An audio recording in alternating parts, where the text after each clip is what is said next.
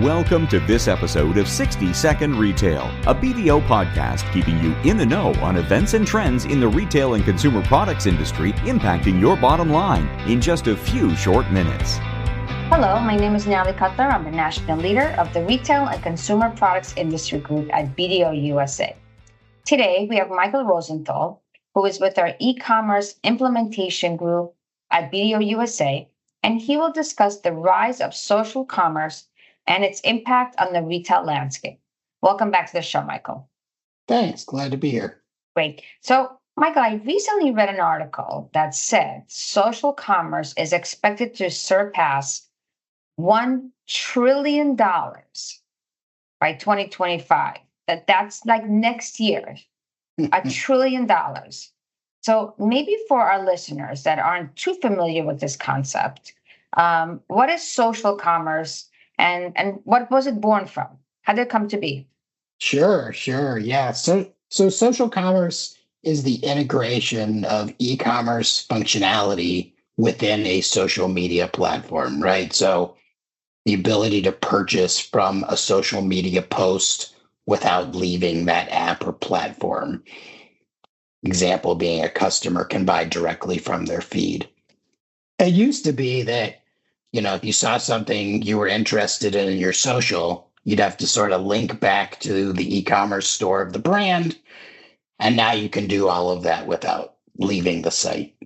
And really, it's sort of a natural progression, right? As consumers continue to spend more time on socials, we really want to allow them to purchase what they're looking at in a more seamless fashion. I have to tell you, I get caught up in that all the time. Not just you. And so speaking of which, then I think we just kind of briefly touched on it, but maybe you can expand on it. What are some of the benefits of leveraging social commerce in a marketing strategy? Sure. So yeah, I touched on it a little bit, but really going where the users are, right? People are on socials all the time, every waking moment, from when they wake up to when they go to bed.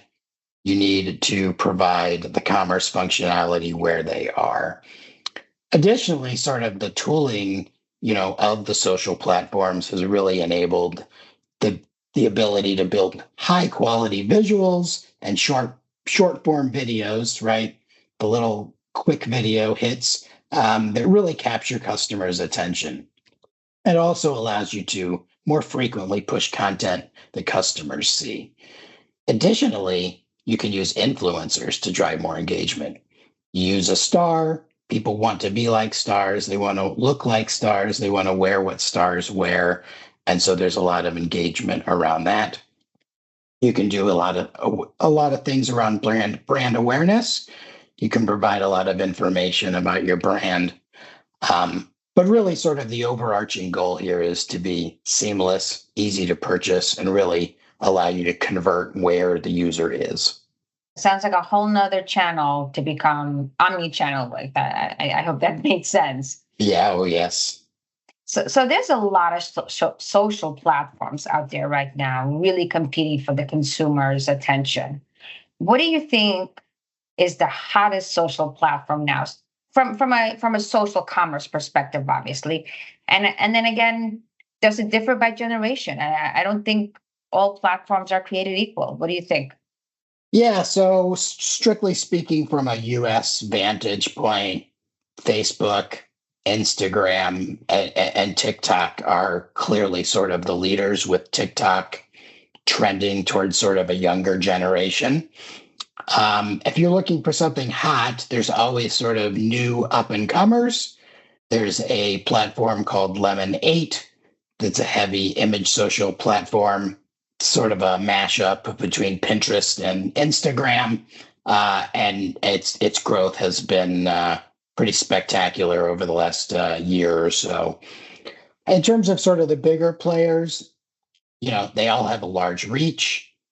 Because they're large, they have the best tools for commerce and commerce integrations.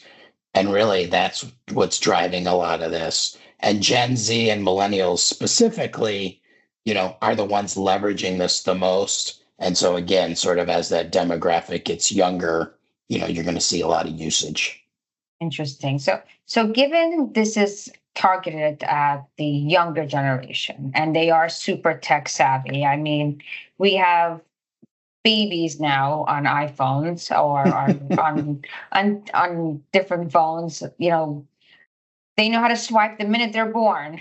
I am assuming that AI is involved. Is it involved in social commerce at all? And if it is, do you think that that's something that is going to take over and grow? Yeah, I mean, we're literally just dipping our feet into sort of what AI can provide. So big all caps yes to that. AI is leveraged by all of the social platforms, right? First and foremost, to tailor your feed so you're getting what you're sort of most interested in. But let me give you sort of a newer term in the lexicon: social listening, right? So this is proactively tracking and analyzing mentions of your brand, mentions of competitors, and keywords across social media platforms, so you get a lot more insight on market trends. And so, when you're aggregating all of this data, you need AI to be able to get through it in a meaningful way. And really, that helps you drive marketing strategy, customer experience changes, and sort of where and how you sell on socials. Some of the simpler examples with AI are, chatbots for any sort of repetitive tasks, Gen AI for, content creation.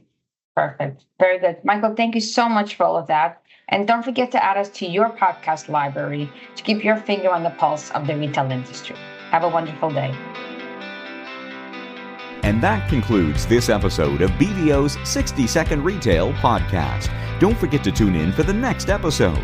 To find more information on our hosts, guests, BDO's services, or listen to previous episodes of 60-Second Retail, please visit www.bdo.com/60-second-retail.